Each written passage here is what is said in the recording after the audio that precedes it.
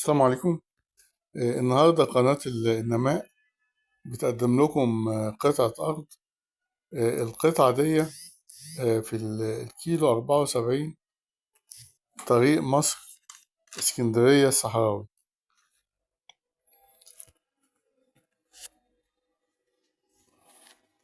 الأرض دي مسجلة وعقد نهائي، قريبة من الأسفلت، مزروعة ومستصلحة ومحاطة بسور.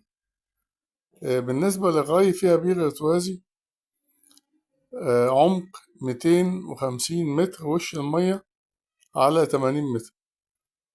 بالنسبة لمصادر الطاقة فيها محول خاص 500 كيلو، فيها مية شرب. والأرض دي ممكن تتجزأ بداية من 5 فدادين، ودول 15 فدان. قناة النماء طبعا يعني بترجو إن الأرض دي تحوز إعجابكم، ورجاء نعمل اشتراك في القناة وإعجاب بالفيديو، وندوس على زر التنبيه عشان تقدر قناة النماء توصل لكم كل جديد.